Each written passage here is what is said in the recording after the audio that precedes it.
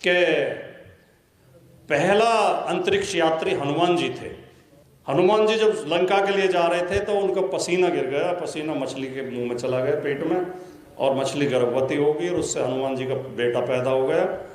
और फिर जब हनुमान जी राम लक्ष्मण को छुड़ाने गए मंदिर में तो वही बेटा वहाँ पहरे पर खड़ा था गदा लिए हुए, और वो उनसे हनुमान जी से लड़ा। अब कोई तर्क है, कोई लॉजिक है? पसीने से कैसे गर्भ हो जाएगा? फिर बंदर के पसीने से मछली गर्भवती कैसे हो जाएगी? फिर मछली के पेट से बंदर का बच्चा कैसे पैदा हो जाएगा? उसकी शक्ल भी हनुमान जैसी।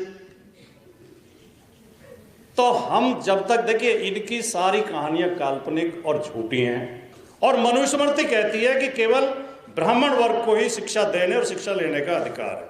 शूद्र वर्ग को ना नए कपड़े पहनने का अधिकार है, ना पक्के मकान में रहने का अधिकार है, ना अच्छे बर्तनों में खाना खाने का अधिकार है, ना बराबर में बैठने का अधिकार है, ना किसी धर्म ग्रंथ को सुनने या पढ़ने का अधिकार है। ये इस तरह का हिंदू राष्ट्र ये चाहते हैं।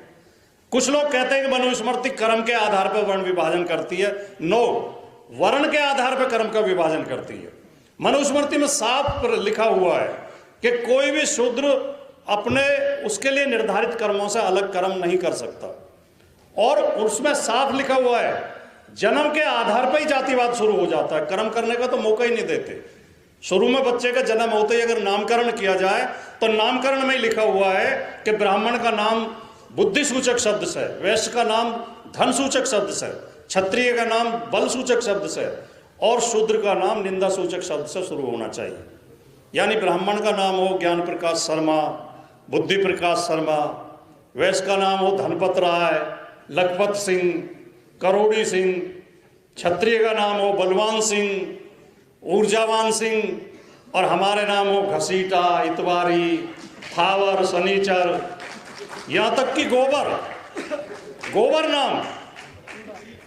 मैं तो अभी पढ़ रहा था अखबार में, मुझे पहले, हालांकि मैं हिंदी साहित्य का विद्यार्थी रहा हूँ लेकिन मैं पढ़ नहीं पाया। भिखारी सिंह की कविताएं, भिखारी ठाकुर की कविताएं तो हमने पढ़ी थी कोर्स में। भिखारी ठाकुर बिहार में पैदा हुए, नाई के परिवार में पैदा हुए, शूद्र समाज में पैदा हुए, तो बता रहे थे वो बड़े सुंदर थे पैदा हुए जब, तो बहुत सुंदर बच्चा।